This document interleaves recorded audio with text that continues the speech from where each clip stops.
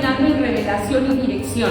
Y cada mes vamos a estar hablando, por ejemplo, el mes de enero fue la revelación y dirección, el discernimiento espiritual en nuestras vidas. Amén, eso lo vimos. Y ahorita en febrero estamos en una revelación y dirección en la vanidad de la mente. Ya la hermana Judith, el hermano Aarón nos estuvieron hablando en la cita bíblica, que es la central, Efesios capítulo 4, versículo del 17 al 18. Puede abrirlo, puede ir abriendo su Biblia en Efesios capítulo 4, versículo 17 al 18, porque nos vamos a seguir enfocando en esta parte de la Biblia. Y bueno, la hermana Judith el 5 de febrero tuvo el subtema ¿Cómo vivir sin la vanidad de la mente? ¿Cómo vivir sin la vanidad de la mente? El hermano Aarón nos habló tener entendimiento entenebrecido y sus consecuencias. Y nos habló mucho en relación a ello. Y ahora vamos a hablar vivir sin estar ajenos a la vida de Dios. ¡Wow! Vamos a analizar, vamos a comprender de qué estamos hablando, de qué se trata, qué quiere el Señor hablarnos en esta hermosa tarde. Yo te invito a que cierres tus ojos ahí donde tú estás, inclines tu rostro y vamos a rogarle al Padre que Él sea el que hable en esta hora. Amén. Amado Dios, venimos delante de ti para agradecerte. Agradecerte, amado Señor, porque tú estás con nosotros. Tu palabra lo dice que donde estén 2 o 3 congregados en tu nombre, tú estás en medio de ese lugar. Y aquí habemos más de 2 o 3 y sabemos que tú estás en medio de ese lugar. Hemos adorado, te hemos exaltado, mi amado Jesús, porque te amamos, porque tú nos has amado primero. Y ahora, Padre, te pido que tú seas el que nos hable en esta tarde. Que tú me uses, Señor, que quites entretenimiento, estorbo, toda preocupación, ahora se va. Que tú traigas una atmósfera de paz, una atmósfera de amor, de bendición de lo alto, Padre bendito, para que tu Espíritu Santo empiece a fluir en este lugar ahora en cada uno de mis hermanos, quitando toda incertidumbre, quitando toda ansiedad, quitando toda oposición del enemigo. Tú eres el que se manifiesta en este lugar y que tú fluyes, Espíritu Santo. Háblanos y revélanos tu palabra divina en el nombre de Jesús. Amén. Entonces vamos a estar hablando, amados hermanos, sobre que no debemos de estar ajenos a la palabra. Dice, no esté ajeno a la vida de Dios. Efesios 4, 17, 18. Que ya no andéis como los gentiles, dice la palabra, que todavía andan en la vanidad de su mente. La hermana Judith ya nos estuvo hablando mucho en este punto, teniendo el entendimiento entenebrecido, ¿verdad? Entendimiento entenebrecido, ajenos a la vida de Dios.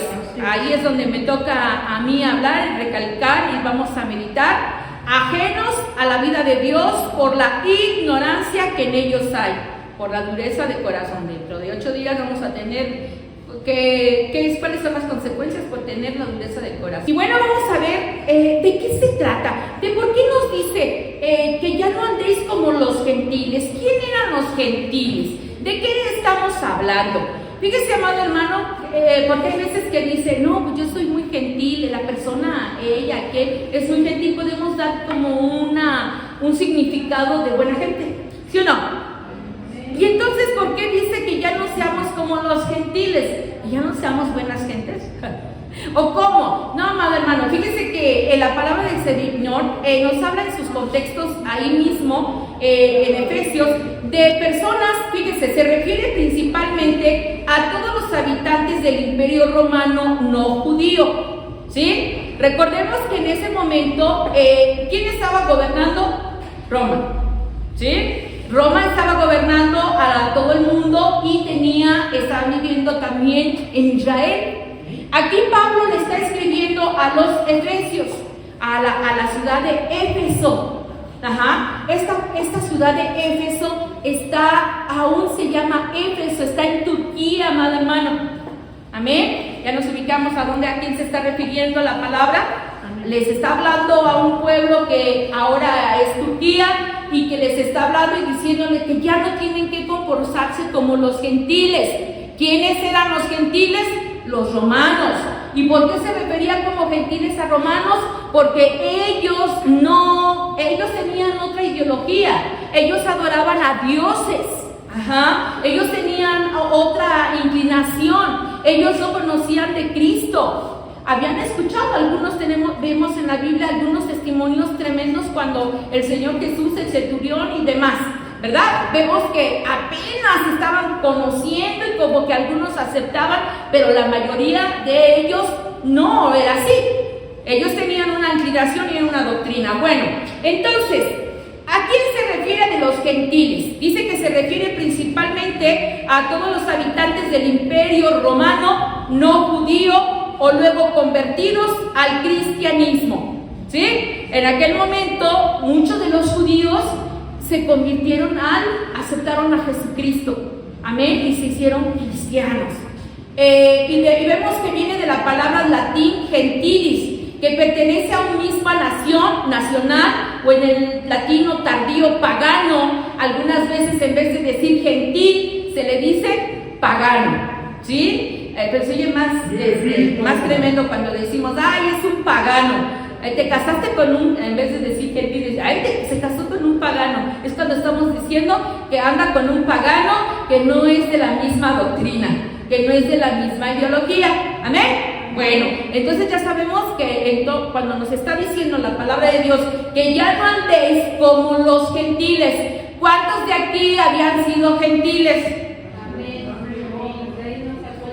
Y vamos a ver por qué nos sigue diciendo que no tenemos que vivir. Por eso el título de la lección es: no esté ajeno a la vida de Dios.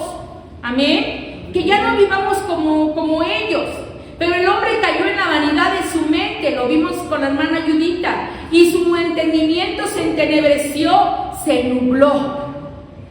La mente entenebrecida quiere decir que está en la oscuridad, que no tienen a Cristo, que tienen una oscuridad total en su mente. ¿Usted tiene su mente oscura? No. ¿Quién está en su mente? ¿Verdad que sí? Pero no nada más lo diga de dientes para afuera, diga no nada más en mi mente, sino en mi corazón. ¿Verdad que sí? Y cuando tenemos a Cristo en nuestro corazón, ¿de qué vamos a hablar? De Cristo. Y ya no vamos a poder actuar como un vil pagano o como un gentil. Ya vimos lo que es salir. Bueno, dice entonces, hoy en esta situación de caída, el hombre no puede tocar la vida de Dios. Escuche, el hombre no puede tocar la vida de Dios a menos que se vuelva su mente a Dios. ¿Tu mente en dónde está? Estamos hablando de la mente de Dios. Ahorita vamos a ver cómo es la mente de Dios. No podemos nosotros estar con la mente de Dios si tú no estás enfocado con Dios. ¿Entiende usted eso?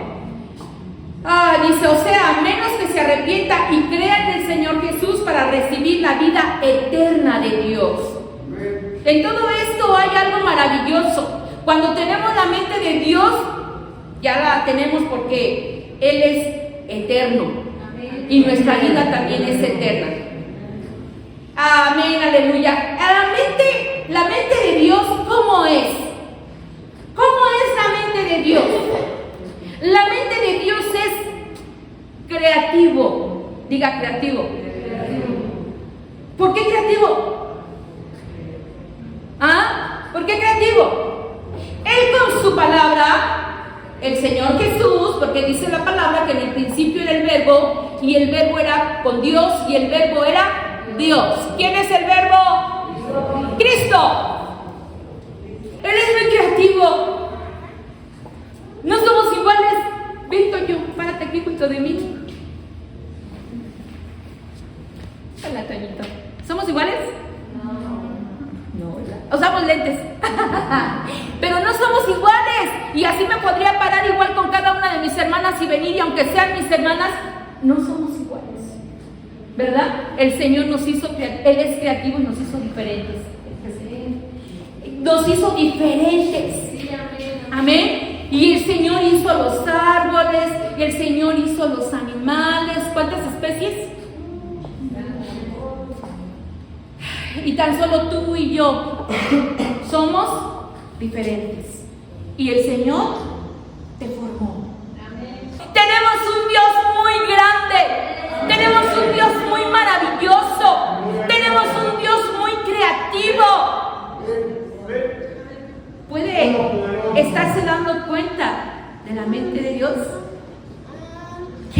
tremendo.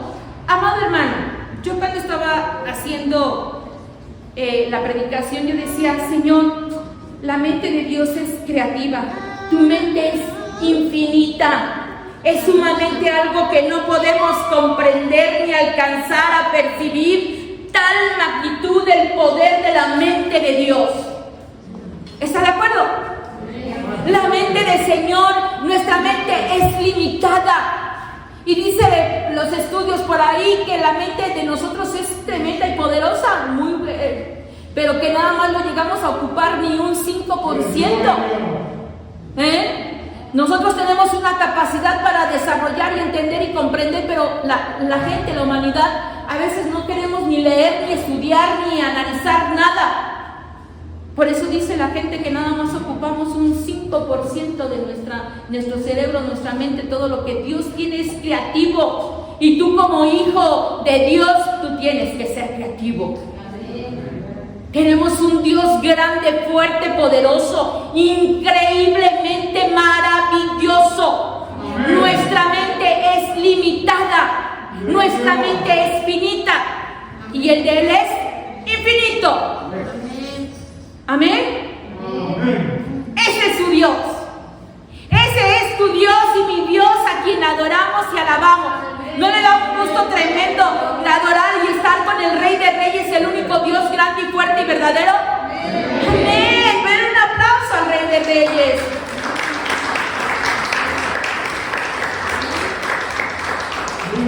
Así que, amado hermano, nuestra mente es finita, limitada. Y hay veces que cuando recibimos una revelación divina, ya creemos que es de nosotros. Ya cuando tenemos algo que Dios nos reveló en la palabra, decimos, mi inteligencia, el Señor, a mí yo soy especial, no, yo me los ingenié, fue mi cabeza. Amado hermano, el Espíritu Santo es el que se encarga de hablar. Nosotros somos solamente un instrumento. ¿Sí? Yo me asombraba muchísimo cuando ahora me dejaron una tarea. Cuántas veces no he leído la palabra, la he comprendido, la he analizado y demás, pero siempre el Señor sorprendiéndome cómo me habla aún más. Entonces las personas que no tienen a Cristo en sus vidas no entienden, no comprenden lo que estamos hablando y piensan que esto es locura. Hemos estado hablando en el mes pasado, también le tocó a Toño estar hablando que es locura la palabra del Señor. ¿Sí o no? Y que nos dicen locos, pues sí, pero locos por el Señor, ¿verdad? Entonces, la gente que no acepta, que no recibe una revelación de Dios, que vive como los gentiles, no entiende la palabra del Señor porque es un gentil. ¿Sí? Que no está aceptando lo que dice aquí, y entonces hay veces que ya no tenemos ni qué discutir, ni qué hablar, ni qué alegar, porque si tú dices yo creo en la palabra del Señor, gloria a Dios por tu vida, pero hay mucha gente que dice no, y nada más ocupan la palabra para cuestionar y para estar diciendo que son dudas y preguntas y no sé qué. Hermano, pues hay mucha gente, yo conozco mucha gente que ha leído la Biblia, pero solamente como un libro. Ajá. Y bueno, este es lo que estamos viendo, amado hermano. Y fíjate que nos dice en Primera de Juan, capítulo 2, versículo 16, anótelo nada más, se lo voy a leer. Dice, y la vida de Dios no viene del mundo, sino del Padre. Pues otra vez digo la cita bíblica, Primera de Juan, capítulo 2, versículo 16, pero nos vamos desde el 15. A ver, léale desde 15, vamos a leer desde el 15. Dice, la revelación de la vida hará morir el amor por el mundo de las cosas, pues el amor del Padre es superior a cualquier cosa pasajera. Lo vemos, como les digo, Primera de Juan, capítulo de 2, del 15 al 16, dice, no amen a este mundo ni las cosas que les ofrece, porque cuando aman al mundo no tienen el amor del Padre en ustedes. Y la vida de Dios no viene del mundo, sino del Padre. Pues el mundo solo ofrece, dice la palabra ahí en el 16, pues el mundo solo ofrece un intenso deseo por el placer físico un deseo insaciable por todo lo que vemos y el orgullo de nuestros logros y posesiones. Y nada de eso proviene del Padre, sino que viene del mundo.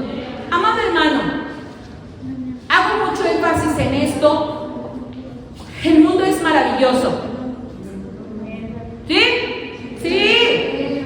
Vivir es increíble. Pero cuando estamos en Cristo Jesús es aún más. Todo lo que hay en este mundo, Dios lo ha puesto para ti y para mí. Y Dios tiene planes de bien y no de mal. ¿Sí? Pero, ¿qué nos está advirtiendo la palabra de Dios aquí en Primera de Juan, capítulo 2, del 15 al 16? Que no amemos más las cosas del mundo. Porque las cosas del mundo no te van a llevar a las cosas espirituales. Las tenemos en este mundo, las disfrutamos, pero no tenemos que afanarnos y hacerlo a la parte de todo lo que hay aquí. Punto número 2. Dice mente carente de propósito. Hay una palabra que nos habla ahí, futilidad. Ahí mismo en Efesios 4:17, carente de propósito o de lo apropiado. Futilidad, así dice la palabra. La palabra para futilidad en el griego original significa carente de propósito o de lo apropiado, es decir, sin sentido. Entonces, ¿qué quiere decir? Si acomodamos bien lo que nos quiere decir la palabra, no vivas como viven los gentiles, porque ellos viven con los ojos vendados en el mundo de ilusión. Entonces, dice, también la mente, vamos a dar un significado rápidamente lo que es la mente. La mente comprende el conjunto de capacidades intelectuales de una persona, como la percepción del pensamiento, la conciencia y la memoria. Es también la parte del ser humano donde se desarrollan estos procesos. La conciencia, la memoria, el pensamiento, tu memoria, tus pensamientos. ¿Usted puede detener sus pensamientos? No. ¿Quién dice sí? ¿Cuántos dicen no puedo? ¿Se pueden detener o no? Fíjate que muchas veces lo voy a poner como el ejemplo de un chocolate. ¿A ti ya te dijeron que el chocolate te hace daño? ¿Sí? Pero tienes en tu casa una tableta de chocolate y estás pensando en cómo satisfacer tus deseos de quererte comer ese chocolate y disfrutarlo, y en tu pensamiento estás, ahora que llegue me voy a comer ese chocolatito que tengo en el cajón y voy a hacer esto y voy a hacer aquello. Amado hermano, yo quiero que lo estés relacionando también a otras cosas, amén. Y entonces empiezas, no, pero me dijo el doctor que si lo comía se me puede alterar la presión, me puede dar esto, me puede dar aquello, y entonces esto, no, pues yo creo que, entonces tú tienes que decir, no, basta, tenemos que limitarnos. Yo tengo que poner un parámetro. Señor, ¿por qué no me sano? Señor, ¿por qué no me pasa esto? Señor, ¿por qué sigo con aquello y demás? Nosotros podemos detener la mente, nosotros podemos decir, frenar y decir en el nombre de Jesús, esta debilidad se va ahora en el nombre de Jesucristo. Amén. Yo puedo seguir adelante, yo tengo a Cristo en mi vida y el Señor es el que gobierna en mi vida, en mi casa y en todo mi ser. ¿Sí se puede? Sí. Yo lo he hecho. Amén. Y yo he vencido en el nombre de Jesucristo. Lo que yo les estoy platicando, de verdad, no lo digo nada más por decir. Yo lo he vivido, lo he sentido, me lo han platicado, lo he visto personalmente y por eso lo digo. Amén. Y en Cristo hay poder para vencer toda fortaleza de maldad. Amén. Dice, entonces, la mente también es un sinónimo de designio, pensamientos, propósitos o voluntad. Amados, ¿cuál es tu propósito? ¿Por qué fuiste hecho? ¿Cuál es tu propósito en este mundo? Estar con Dios, vivir con Dios. ¿Para qué fuimos hechos? ¿Cuál es el propósito de Dios en tu vida? ¿Tú tienes un propósito aquí? ¿O propósito y mejor le dices al Señor, ya no quiero vivir y me quiero morir. ¿Ah? ¿Cuál es el propósito? Yo le doy gracias a Dios porque el propósito de haber conocido al padre de mi hija fue para que a través de él tuviera yo una niña. Él ya no está, pero yo tengo una niña que amo y adoro. ¿Cuál era el propósito? Que mi hija estuviera conmigo y que haya sido un motor, es el amor que tanto quiero y que me ayuda a seguir y que la recuerdo y que cada día me pongo feliz porque ella está en Laredo, pero ha sido de gran bendición. Mi hija es de bendición. Y el propósito que existió de este varón fue para que ella naciera. Y yo le doy gracias a Dios. Pero ¿qué pasó cuando él se fue y me dejó y me abandonó? Lo maldije. ¿Qué hacemos las mujeres? ¡Ah! Que le vaya mal, que lo pisoteen, que pase el tren y se lo lleve, que se muera, me engañó, malvado. Hasta le decimos hasta la despedida. ¿Verdad? Pero no, amado hermano, uno tiene que ser agradecido. Señor, yo te doy gracias porque el propósito era de que este varón estuviera en mi vida y yo tengo una hija a quien amo y adoro y es una sierva del Rey de Reyes y yo te agradezco por su vida. Y si tiene la oportunidad, dígale a aquel varón. Yo tuve la oportunidad, le llamé y le dije, te pido perdón. Ay, ¿por qué? ¿Por qué me pides perdón? Al contrario, perdóname tú. No, yo te pido perdón porque te maldije. ¡Ah, Chihuahua! Sí, porque te odié, porque mucho tiempo estuve mal, pero ahora soy una nueva criatura, ahora yo soy libre y ahora yo te bendigo. Y veo el propósito de Dios en mi vida y ahora yo te bendigo y te pongo en las manos de Dios y que te vaya bien y que seas bendecido en todo tu camino. Así es, gloria a Dios. ¿Será difícil esto? Ah, sí, claro que sí, me costó mucho, sí. Pero yo quiero ser libre. Pero yo soy una hija de Dios y yo tengo libertad para poder decidir y decir, yo le pertenezco a Cristo y yo no voy a ser un esclavo. Decía el hermano Aarón, yo veo clavos rompiéndose porque se están cayendo armaduras, se están rompiendo cadenas. El Señor es lo que quiere en tu vida. Por eso no tenemos que ser ¿qué? Gentiles. Por eso la palabra nos dice desde un principio que ya no vivamos como los gentiles o paganos. Amén. Sí, amado hermano. ¿Cuál es el propósito en tu vida? El Señor te puso en tus manos, el Señor confió en ti, mamá, papá, y te dio a unos hijos. Y el propósito del Señor es de que confió en ti porque sabe tu capacidad, porque sabe hasta dónde vas a llevar a ese hijo, a esa hija, y porque son de bendición. Amén. ¿Tu familia es de bendición? Amén. ¿Y cómo es estar ajeno a la vida de Dios? Entonces ya comprendiste cuál es tu propósito. Tú sabes que el Señor te está usando y te ha puesto y te ha confiado tu hogar. Amén. ¿Cómo estar ajenos a la vida de Dios? Amado hermano, ¿qué significa la vida? La noción más habitual está vinculada a la biología, que sostiene que la vida es la capacidad de nacer, crecer, ¿y qué? Y morir. ¿Sí? Eso es lo que dice la biología. En este sentido, la vida es aquello que distingue al hombre, animales y plantas. Por ejemplo, de los objetos como una roca, una mesa, el comienzo de la vida, suele ser motivo de un debate. Pero nosotros tenemos vida, ¿en qué? En Cristo Jesús. ¿Y qué es vivir en vida con Dios?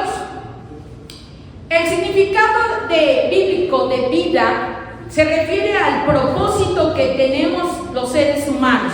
Lo vuelvo a remarcar, lo vuelvo a tomar. ¿Cuál es el propósito que el Señor te trajo al mundo? ¿Cuál es el propósito de tu vida?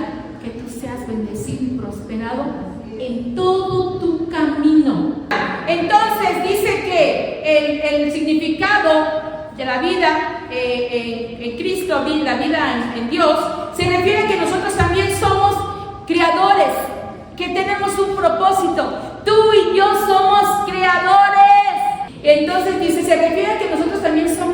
creadores y hemos sido empoderados por Dios. Dios es poderoso y es maravilloso. Nosotros también tenemos el impulso y sentir natural a ser creativos por parte de nuestro propósito. Hablamos de los propósitos. Parte de nuestro propósito en la vida es poder utilizar este poder de Dios para soportar al mundo a través del cuidado de nuestros hijos en la tierra. Amén. Tú tienes un propósito. Yo no sé qué es lo que Dios vaya a hacer en tu vida, pero a mí me llama mucho la atención cuando aquella mujer está llorando amargamente y no puede tener un bebé y ella le clama a Dios, Ana, y está viendo que su rival, la concubina de su esposo, pues ella sí tiene hijos, pero ella no. Y el Señor le dice que le va a mandar un hijo.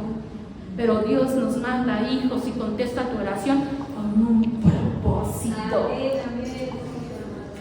¿Cuántos de los que estamos aquí, algunos de los que van a hacer su vida más adelante y van a ser mamás en un futuro, ustedes no saben los propósitos que Dios tiene para tus hijos, para tus nietos, grandes, de verdad, grandes hombres de Dios que son, que les digo, predicadores, profetas, apóstoles, ministros del Rey.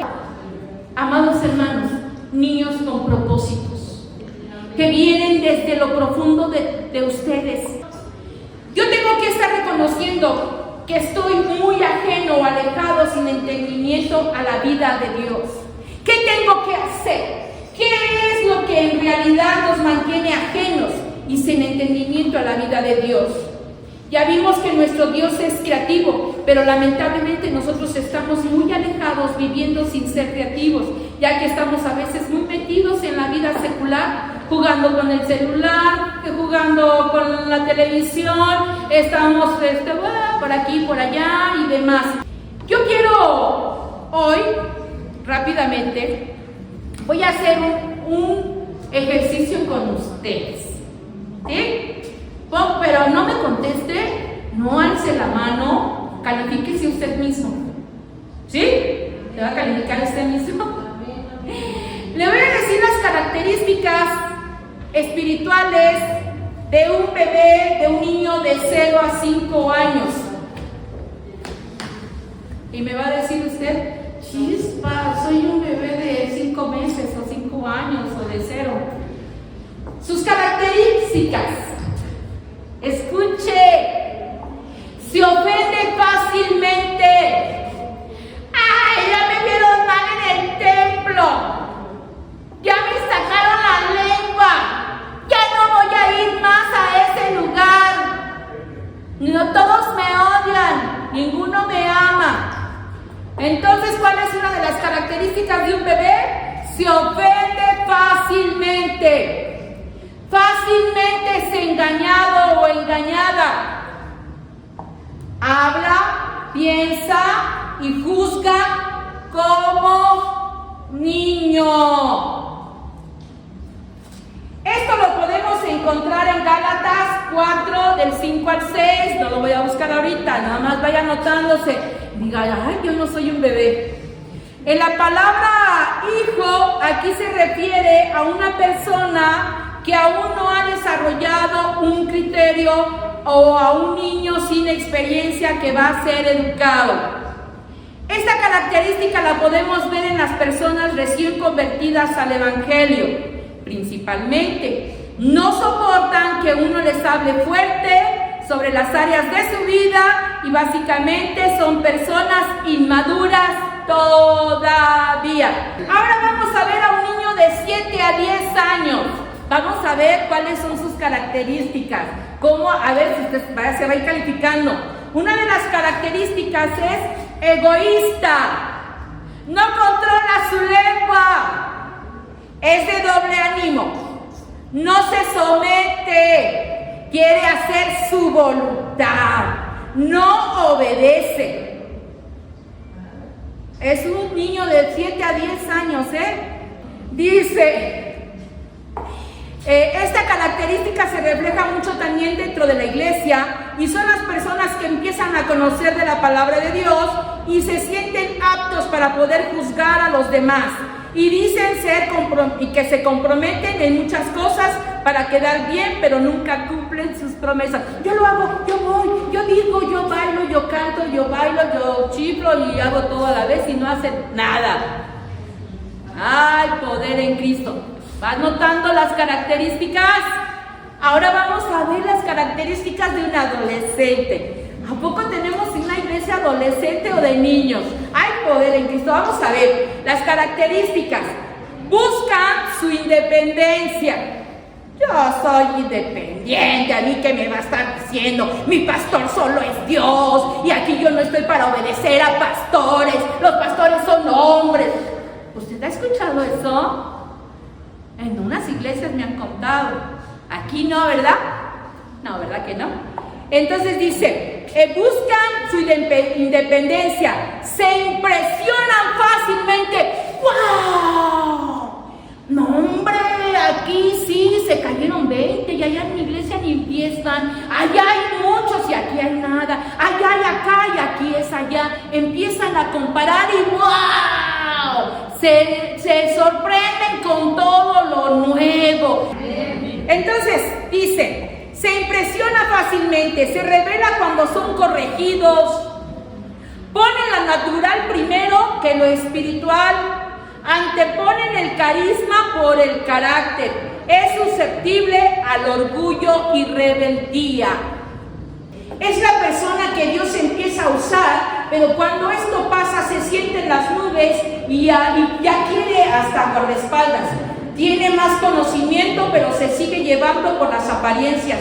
No acepta que nadie lo corrija, ni aún su líder, ya que él tiene la razón de todo y nadie lo puede corregir. Tiene falsa humildad. En las características, es una persona responsable, confiable, estable, equilibrado, sabe oír la voz de Dios, está muerto a la alabanza y a la crítica, es humilde, en fin, ya está listo para trabajar en el ministerio. ¿Qué significa madurez? Es la habilidad para recibir críticas sin desanimarse o deprimirse. También es la habilidad para recibir elogios sin autogloriarse.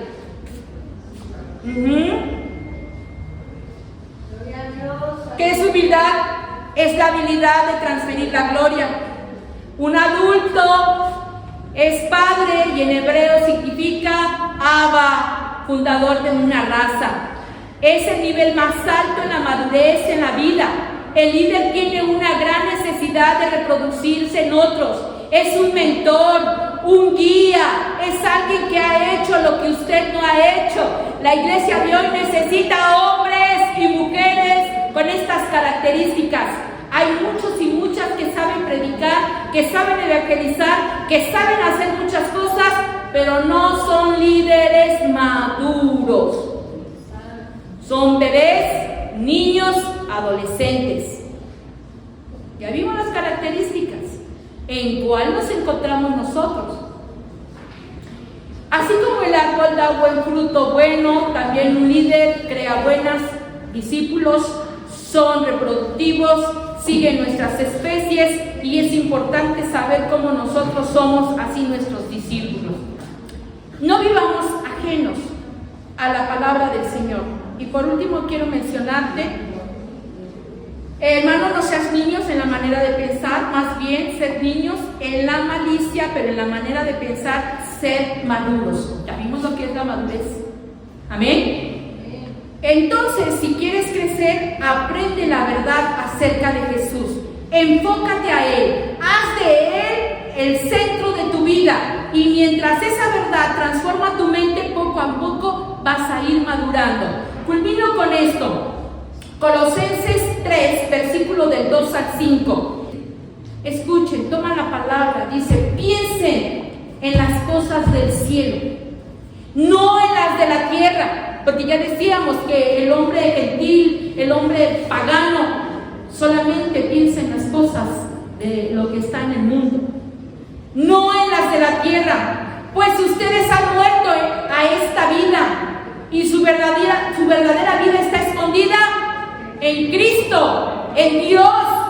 Cuando Cristo, quien es la vida de ustedes, sea revelado a todo el mundo, ustedes participarán de toda su gloria.